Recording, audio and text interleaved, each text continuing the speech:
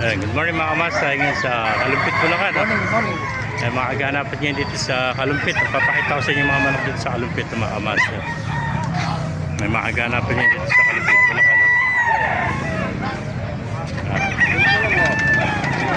Isang manok. Walet. Bili na kayo. Ayan, Hatch Gray.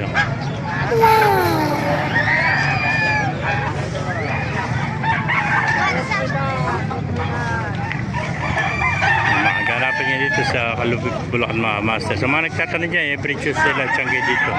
5 na umaga hanggang 9 lang tayo na umaga mga master. Ano? Paano ba yan? Kaluukan. Tumama sa bato. Bumalo. Namalo. Magkano inalis yan?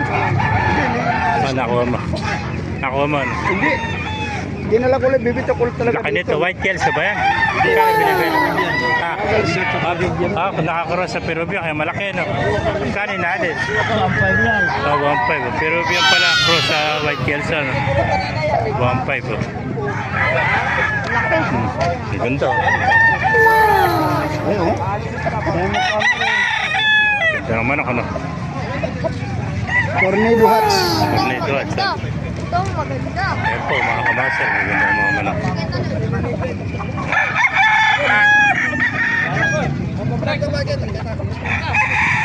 Mga pumpkin ano? Boss, magkano alis mo nito? 3.5 alis ano? Puro mga pumpkin no? Ay, golden to ano? Golden. Lalaki mga kak nito, mga bulto katawan no? Gugulang na, 3.5 na isang mga kamaster ano? Bakit yan? Puro 3.5 ano? Sisila natin, pakita natin no? Yeah, mga 3.5 to mga kamaster, puro mga kak nito, mga putol na tayo din. Ito, may nakita pa tayong heni, 3.5 din ano? Ito, heni, gandang heni nito. 3 taon na, magulang na. Quality heni ito, 3.5 lang. Ito, anong kwanto? SBR ano? 3.5 din ano? Yan, magulang na rin ito, SBR. 3.5 din mga kamasad. Laki, takad oh.